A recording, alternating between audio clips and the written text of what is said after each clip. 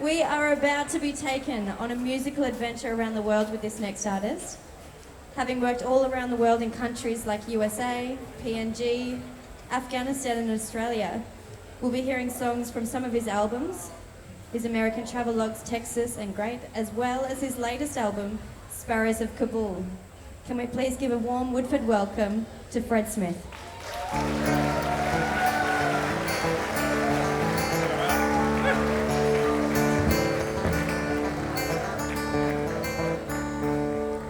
Came straight from immigration, shirt and 18th floor. 2 weeks in immigration, I don't have a key to the door.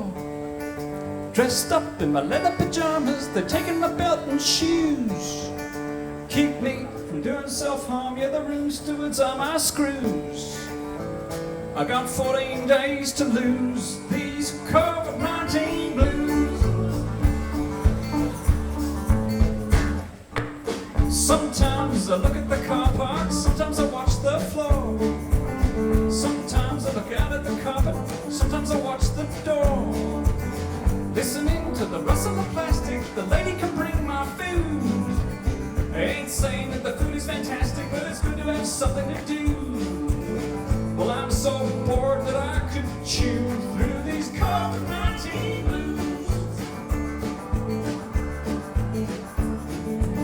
Well, I tried teaching my daughter when they closed all the schools. I tried and I wrestled and fought her. I told her you know the rules. She just ran in the kitchen telling me I was mean. Ran to her mother a bitchin' and back to the TV screen. I just didn't have a clue. I got these COVID-19 blues. 2 weeks in the COVID detention, weekday and feeling the tension. Hyde Park is just out of reach. What I give for a walk on the beach. What I give just to sit with my baby. Kiss and cuddle and who knows maybe. Game of tennis or a quick game of ping pong. Instead of sitting here playing with my. Please forgive me and excuse. I got these COVID-19 blues.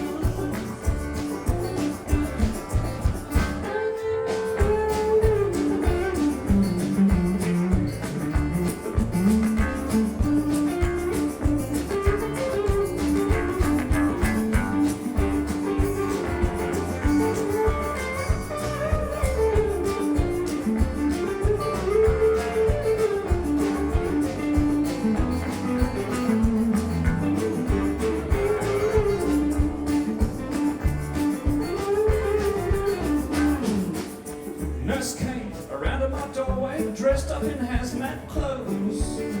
Nurse came and pulled up a swab stick and stuck it right up my nose. I reeled back in the room and gently slammed the door. I fell into my bed and slept through 4:30. Well, I guess the only way is to snooze through these COVID-19 blues. Well, I guess we all would like to lose these COVID-19 blues.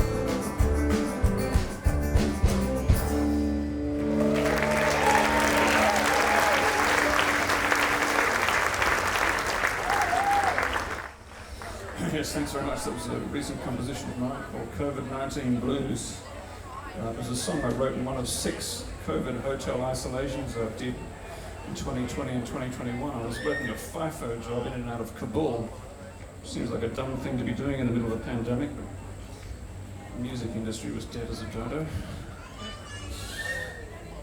Anyway, one of the problems with being away that much is you miss sort of major life events in your clan, like birthdays and weddings, but you also miss funerals. And I tuned in at 5 a.m. one morning in February 2021 to John Thompson's funeral and woke up with this song in my head at that unspeakable hour. It's called Sweet Ever After.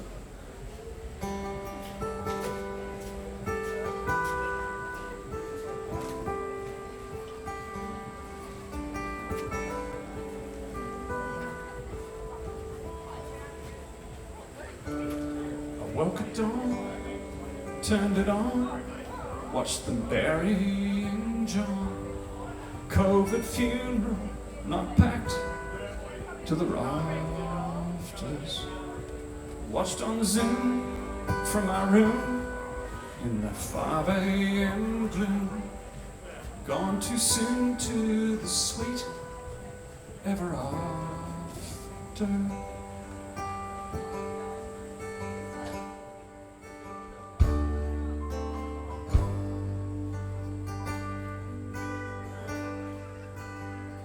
Watched his girl arise to tell how he gave them all hell, how he lusted for justice and laughter. She read from bliss, I will miss how he taketh the piss, indiscreet to the sweet ever after.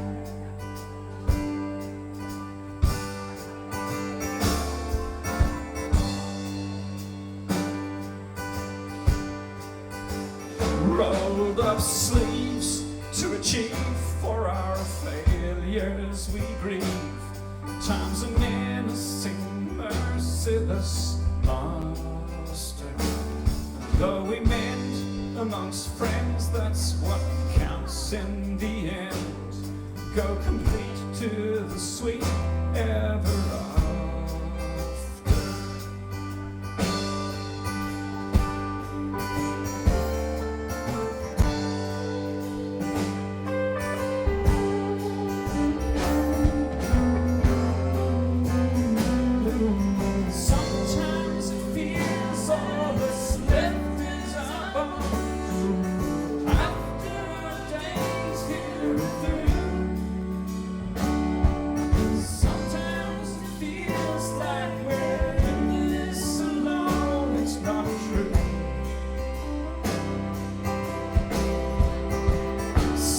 Farewell, though you fell, John, you sang your song well.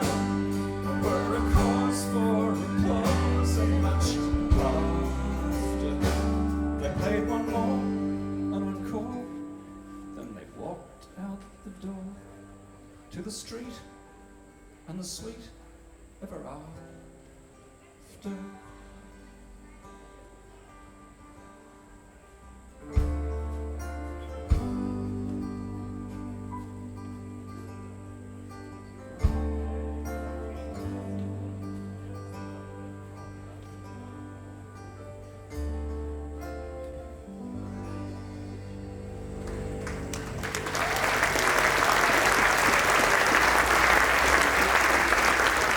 Thanks very much. We'll be doing a John Thompson tribute tomorrow morning, 9 o'clock right here. In the meantime, I want to sing a song that represents the great sense of optimism I felt in 2016 when Donald Trump was elected.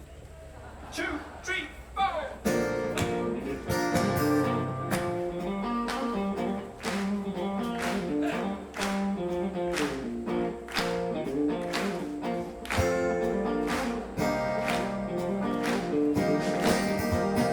Okay, we got a date to make America great, but let's get this straight on one fair and square. We know how from Putin and his fancy computer, digital loot anyway, who really cares? My inauguration was a huge celebration, the whole goddamn nation was singing this song. Let's make America great again, America great again, America great again. What could go wrong?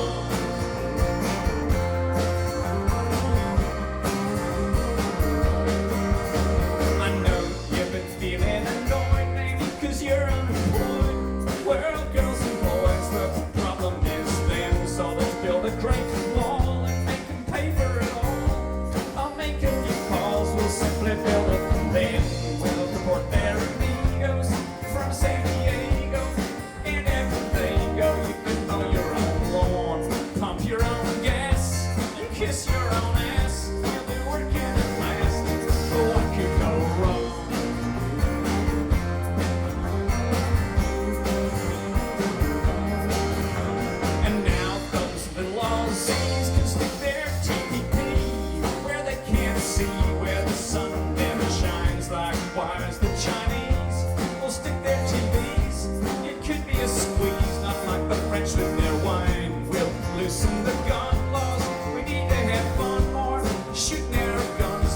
make us feel strong.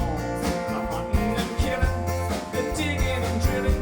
It's gonna be thrilling now. What could go well? I'm the man of the people, the lone Meryl Streep, oh, not vote for me. She is so overrated. She's educated. She's the elite. And all those figures and facts are just a liberal attack on the free and the strong. You know you can trust me. I'm a celebrity. What could go wrong? What could go wrong?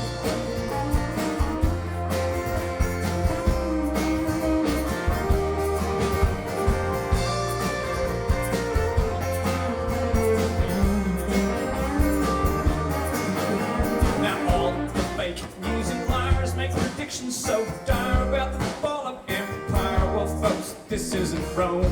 Once again, we'll be strong, back where we belong. Come on, sing along. We shall overcome. Now I'm president. Here's your chance to vent at those you resent. So sing along. Let's make America great again. America straight again. America hate again. What could go wrong?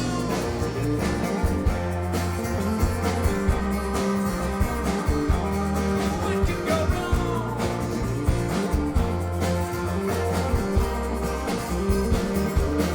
What could go wrong?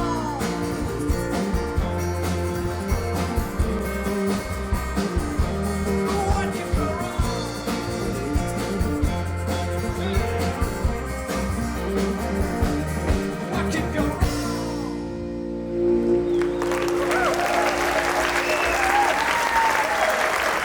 Josh Bennett on the blue electric guitar.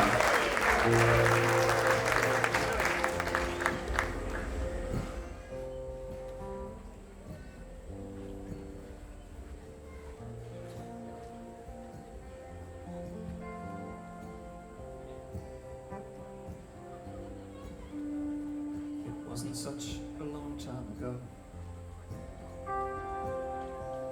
November 2020. 6 weeks before the snow fell upon the land of plenty.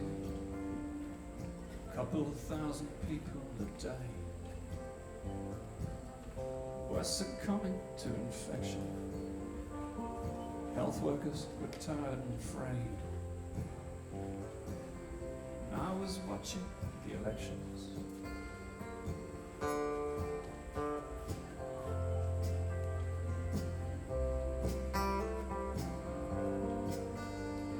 The primaries were anyone's show.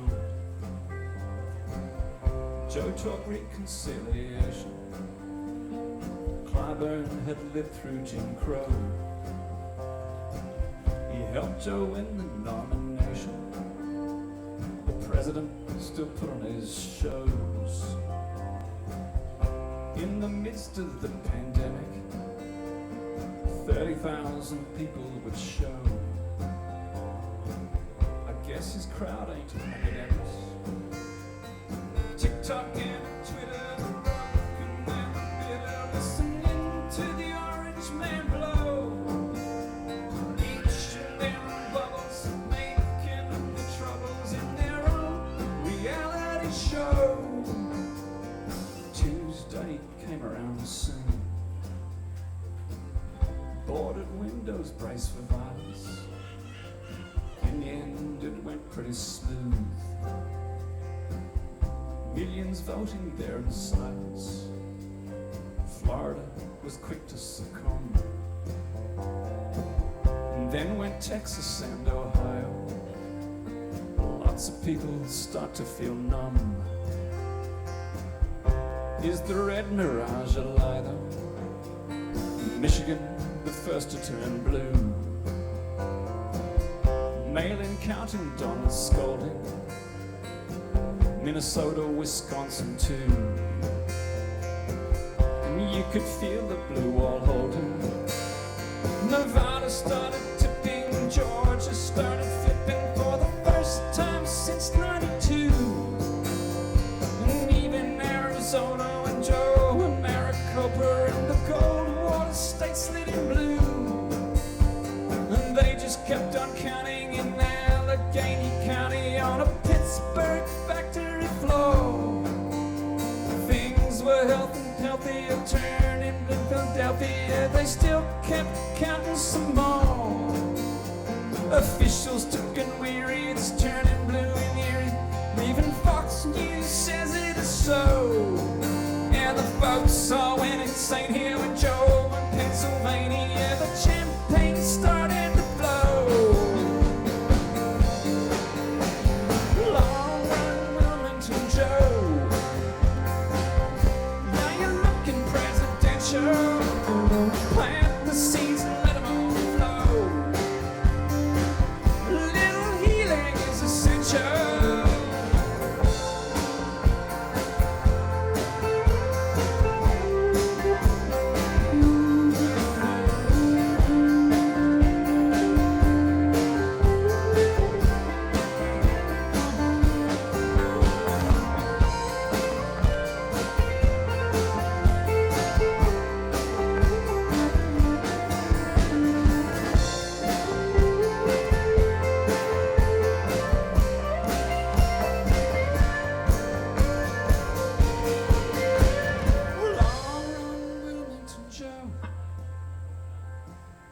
Coming into Union Station, riding on a slither of hope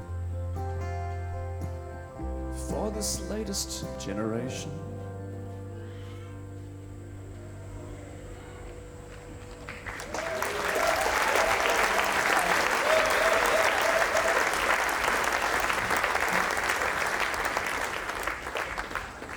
Yeah, thanks. It's my 2 cents worth on American elections recently. The first one, of course, is What Could Go Wrong, and it captures my optimism following the election of Donald Trump. Others were less optimistic, of course. George Bush was at the inauguration ceremony sitting under his poncho, and he was heard to whisper to the person sitting next to him that he thought this was, quote, some weird shit. I actually did feel a lot better about President Biden's election. At least it was a triumph for democracy in the face of anti-democratic forces, but Americans are less optimistic. As say now, according to the Brookings Institute, 47% of Americans believe that the United States is on the cusp of a civil war. I think that would be a bad outcome. The last time I had one of these, 620,000 people got killed. An extraordinary number. And of course, the Union only prevailed because they had a superior strategy. I mean, the Confederate forces won more battles, but the Union won in the end because they had the Anaconda strategy, which was basically a strategy to use their military and naval superiority to create an economic blockade around the Confederate states, and so cause them to run out of supply. It was called the Anaconda strategy. Eventually it worked. There were some complex tactics involved, including the Stone Fleet, whereby Washington, D.C. bought small ships and whalers from New England ship owners, sailed them down the Atlantic coast, and sank them in the channels outside Confederate port cities like Charleston and Savannah for the Confederate clippers to run aground on. I don't even know if that strategy worked, but it's a sufficient premise for the first verse of the following song. The rest of which meditates on the lifelong question of whether a young man's primary responsibility is either A, to protect loved ones and family, or B, to provide a perpetual source of anxiety to his mother. You might have some opinions on that.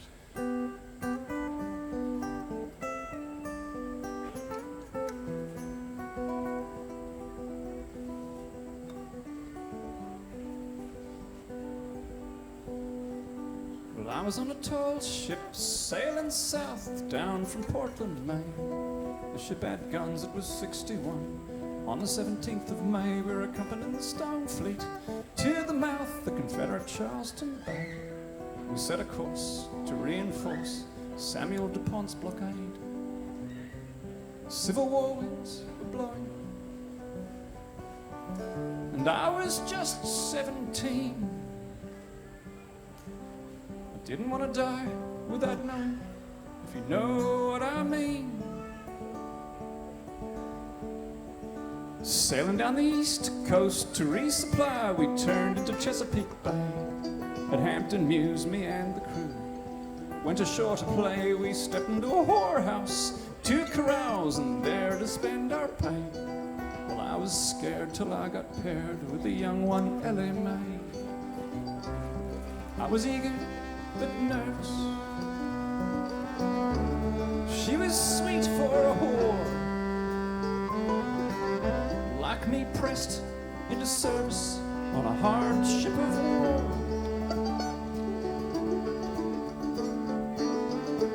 I followed her down a hallway,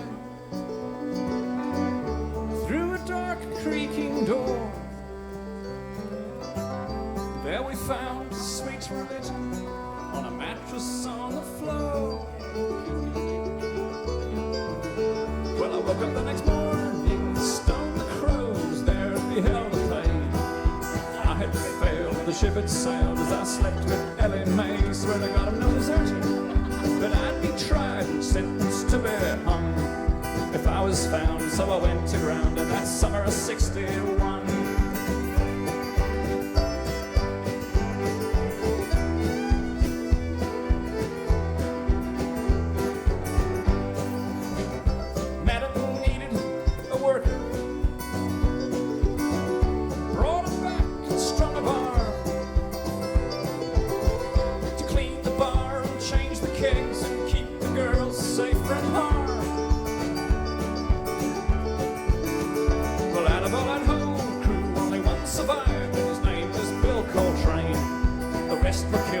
Secessionville or the Battle of Mobile Bay. Billy walked into that barroom. Years had passed, it was 1865. Saw my face in its disgrace and said, Jim, I see you're still alive. And he said, I was saving the Union. You deserted the boat. I'll take that young one in the corner. Hey boy, you take my coat. Well, I said, hey, hold on, change your plans. The young one isn't free. She has a name, it's Ellie Mae, and she belongs to me. Billy said, you know I kill me, so stand aside. A whore is a whore is a whore. Well, I'll be satisfied, so run and hide like you did before. Then he pulled out a dagger, had it up at my throat. Bottle across his temple and gave the man back his coat.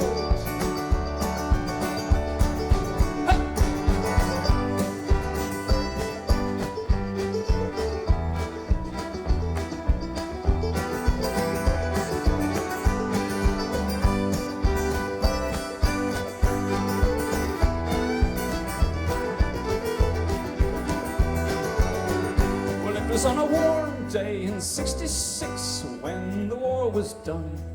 I travelled north to Plymouth Port to say hello to Mum. So good to see her old face at the door, looking so surprised.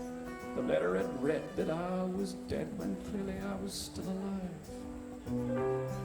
She asked for my story. What was I supposed to say?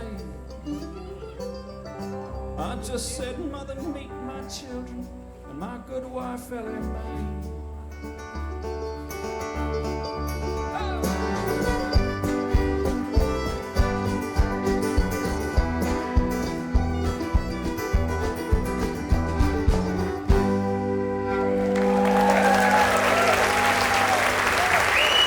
Jackie Bradley on the violin.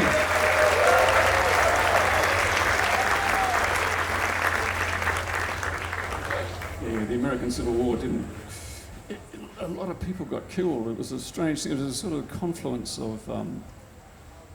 it was a meeting point in the time between cavalry charges and mechanized warfare.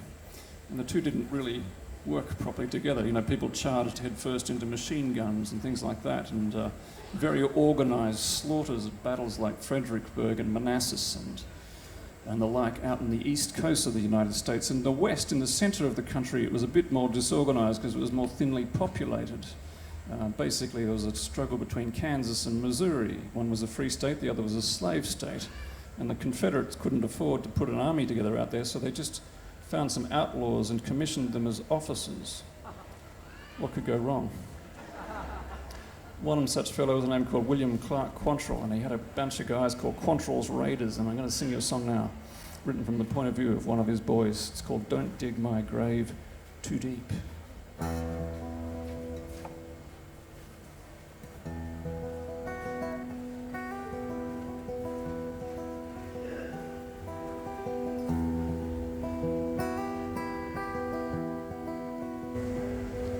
My name is Lucas Younger.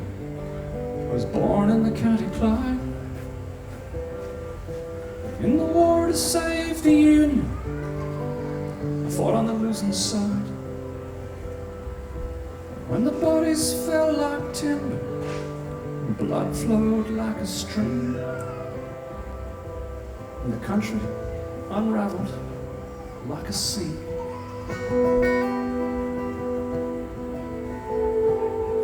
Now, as far as I remember, I've never had a cause to treat any man unjustly or to trample any laws. But you can push a man just so far before he'll turn and fight. Doesn't always matter if he's right.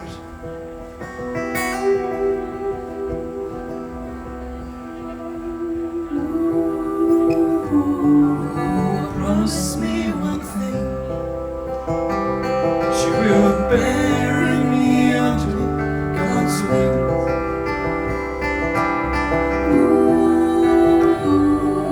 In case I cannot sleep, please don't dig my grave too deep.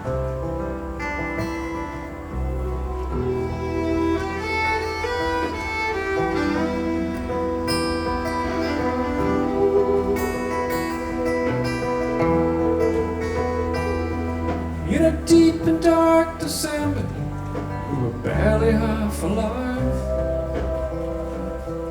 I really don't remember how any of us survived. My brother joined the army, my mother joined the dead, and I joined up with Quantrill instead.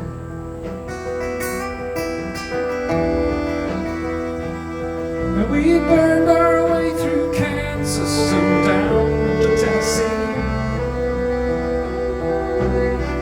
taking what we wanted, but not more than we need.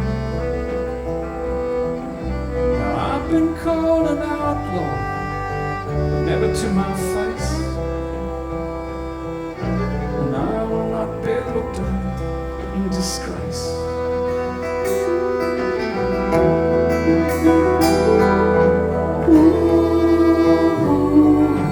Promise me one thing, that you will bury me under God's wing.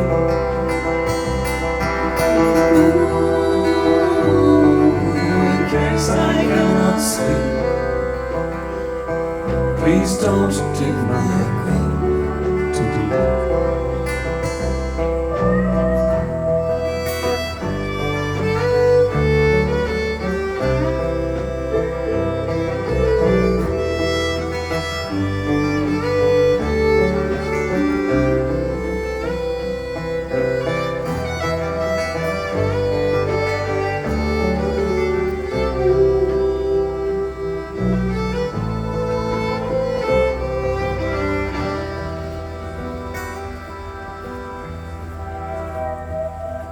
My name is Lucas Younger. I'm all of 25. I know I'm not expected to leave this room alive, but if I should meet the devil, I'll spit right in his eye.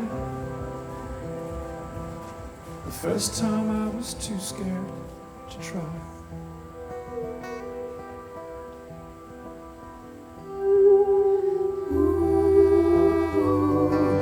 Promise me one thing, that you will bury me under God's wing.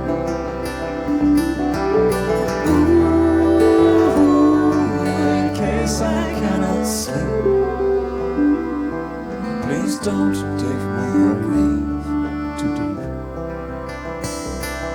Please don't dig my grave too deep.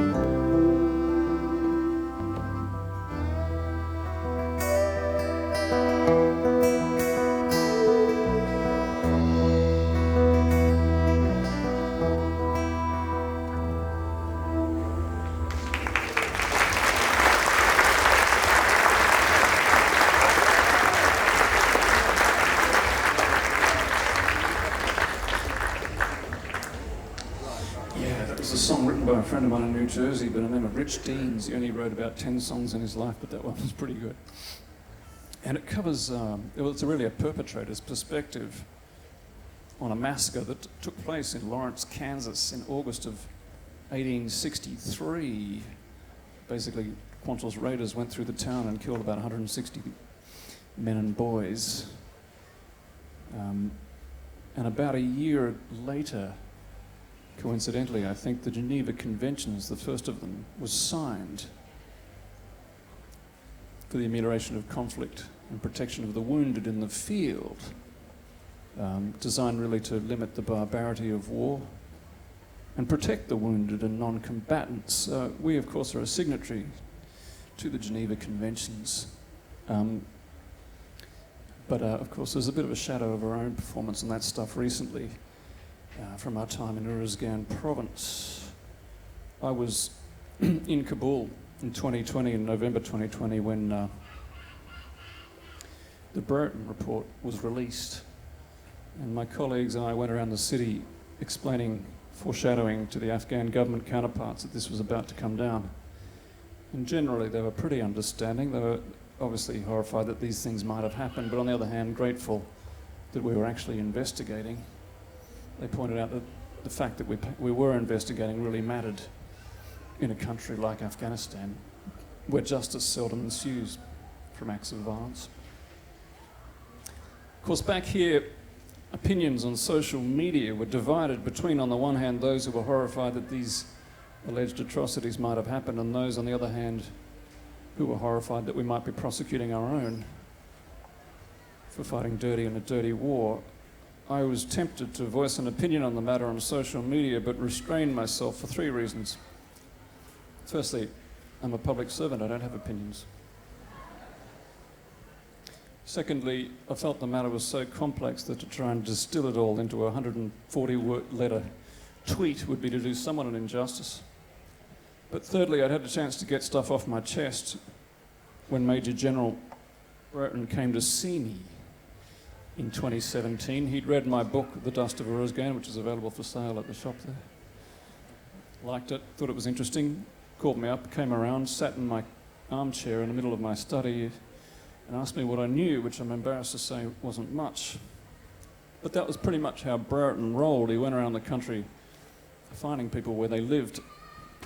And in about a year later, in 2018, he dropped in on Ward 17, the psych ward in Heidelberg in Victoria for the Australian Defence Forces, and spoke to a soldier named Dusty Miller, a medic. And according to Dusty, the conversation went something like this.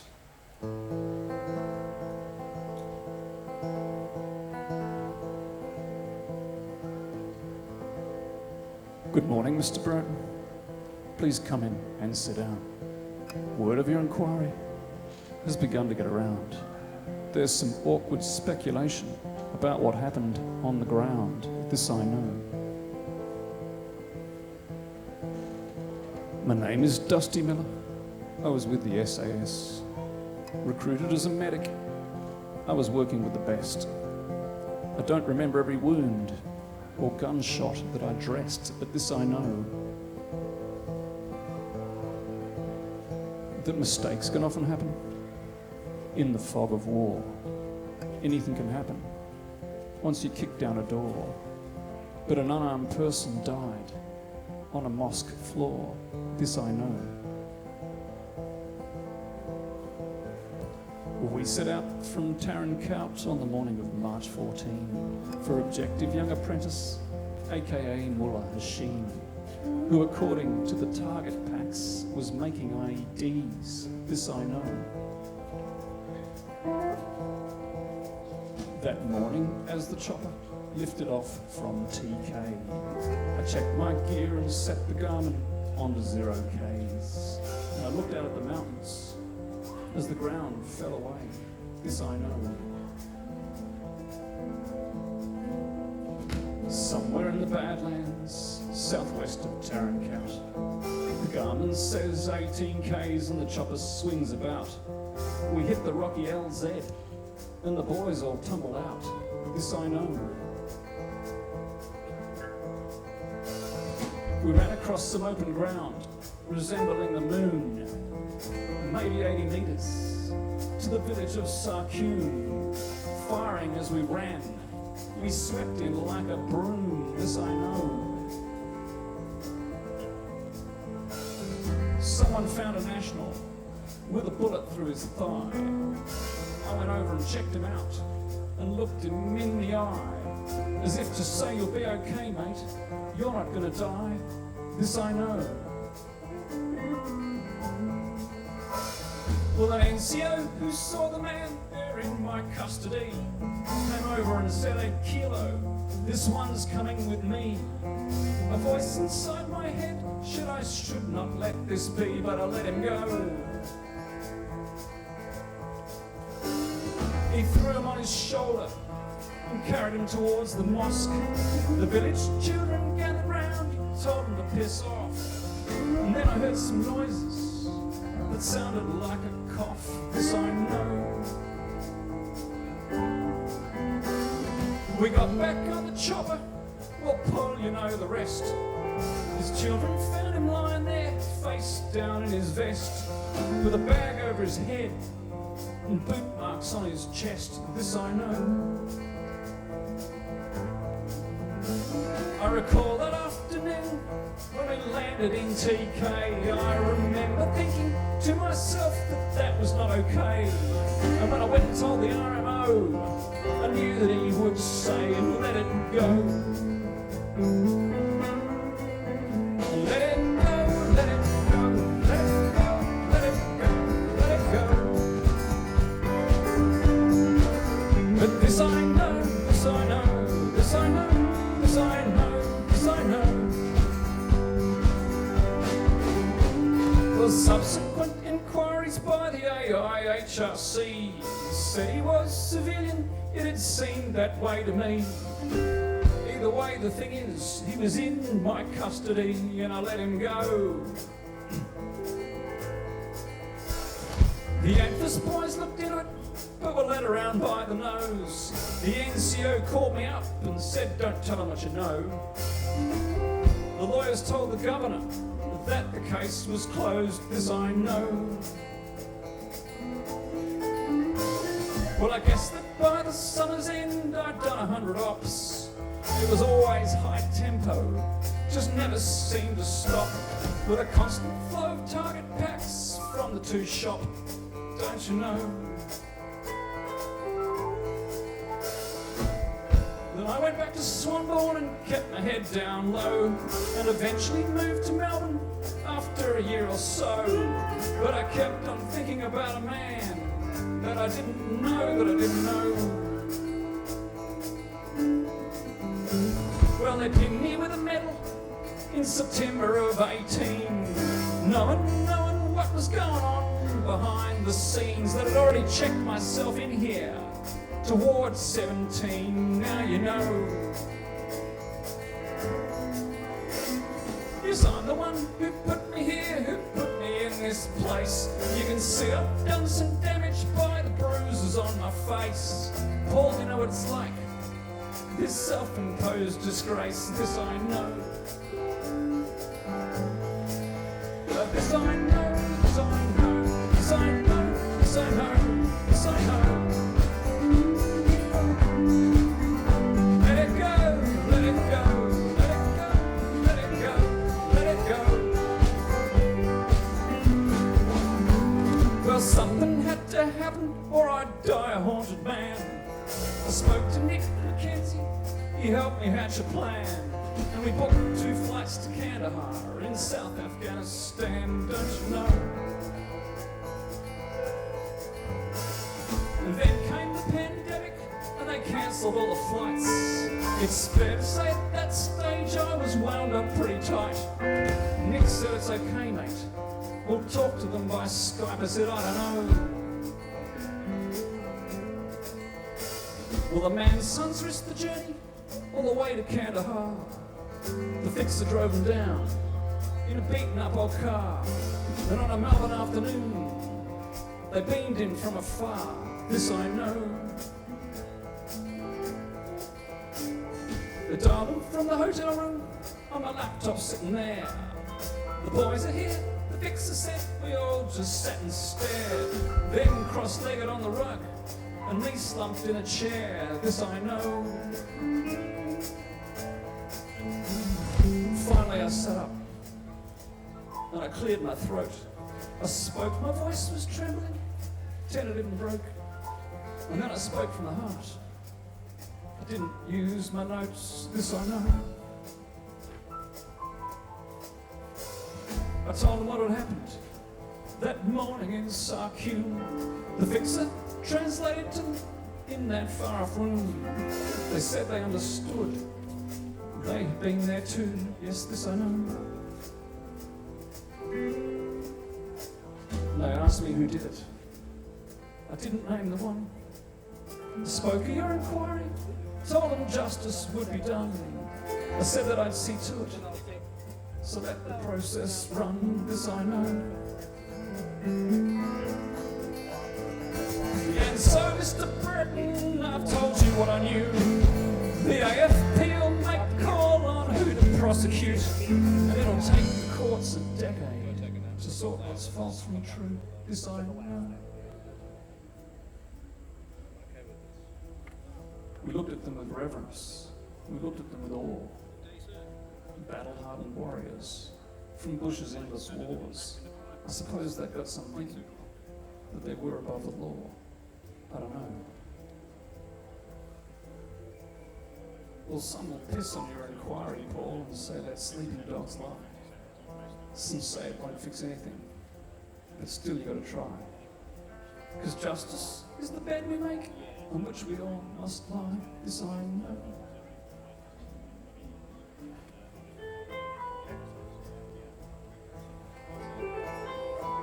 Let it go, let it go, let it go, let it go, let it go. This I know, this I know, this I know, this I know, this I know.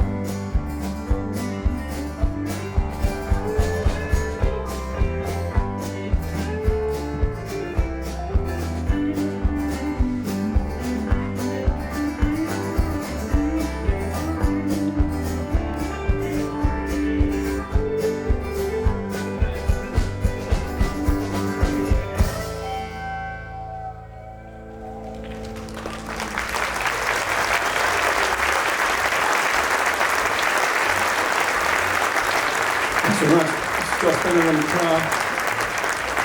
Josh will join us tomorrow morning here at 9 a.m. for the John Constant tribute, and then in the afternoon at Halcyon, we'll be singing songs about things other than war and death.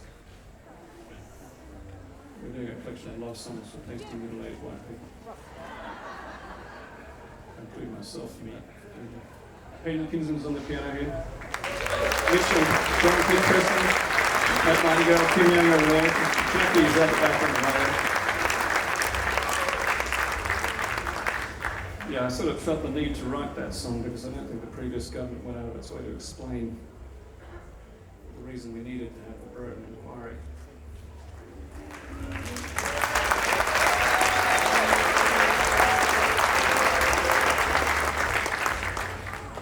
But I realise it's an awkward issue for a lot of Australians, and of course the ADF come out of it looking pretty bad, but I feel that's unfair on the majority of soldiers who are, in my experience, fundamentally decent.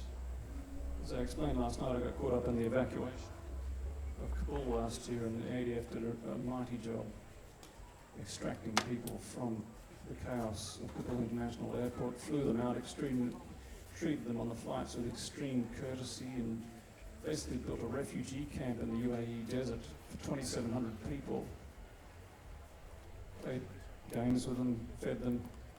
I might have put on a concert. And then flew them back to Australia, where they've been very well looked after. We're talking about 3,300 people here. So it gives me some comfort to say that for all the politicking of the last 20 years, I think we are still an open country. This is a song I first played at Woodford in 1999. It's called Open Country. Things were pretty grim at the time. There were weather events around the country, and Mrs. Hanson was in the Senate. Is she still in the Senate? Well, I better sing this song then. Well, I came in today, flying over Sydney Harbour. She sparkled like a diamond on a Sydney summer's day. Red hot roof tiles, but it's freezing back in China. As the plane wheels hit the runway, it's so long I've been away. I got into a cab, I was talking to the taxi driver. He described a land divided, fingers pointing left and right.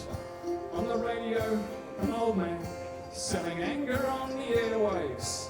He was blaming everyone who wasn't middle class and white. And the taxi driver swore, he said, mate, we're all new Australians, whether your name be Albanese, Frederick Smith or Penny Wong. I said, yeah, you're right, this is not the 1960s. There's far more to being Australian than your esky and your thongs. And he said, you're not wrong, hear my song. I'm Australian and there's plenty of space in me.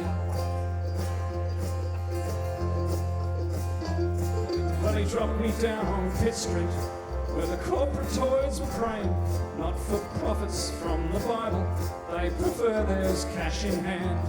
I took the Bondi boss up Oxford and saw the pretty boys out walking. I saw skin of every colour gracing Bondi's burning sands.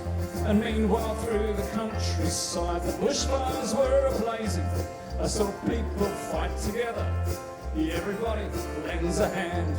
And out in the great dry west I hear the old stockmen are talking about the good times and the hard times that had fallen on the land. And I say, understand, it's our land. I'm Australian and there's a plenty of space in me. So Pauline, love, do you think you know the answers? Do you even know the question? Are we watching the same game? Well, your politics of fear is your politics of anger.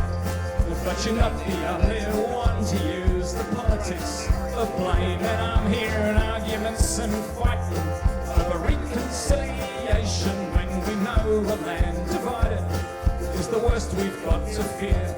And there's gonna be more blues, cause there's so many different viewpoints. Even when the matter's settled, then let's sit down for a beer. And I say, have no fear, there'll be tears, but I'm Australian and there's a plenty of space in me.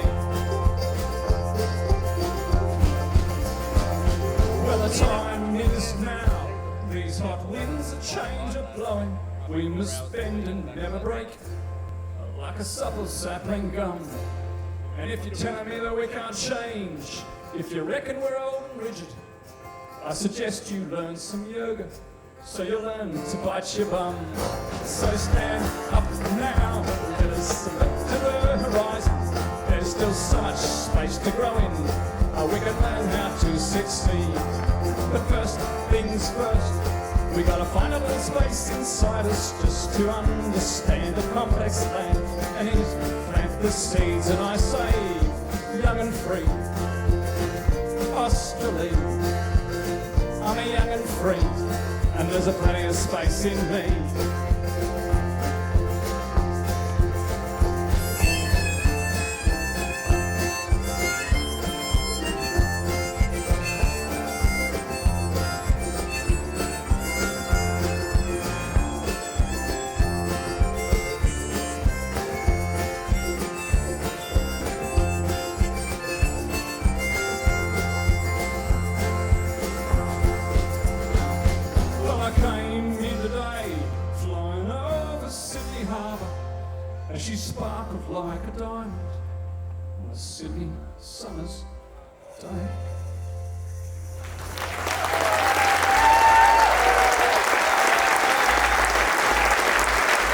very much. One last time to Kim Yang, Josh Bennett, Jackie Bradley,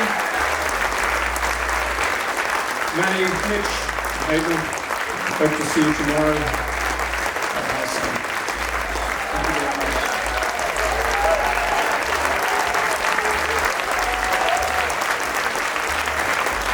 I can see a few people on their feet. I reckon we can all join to thank Brett Smith for that amazing performance. Thank you. Incredible.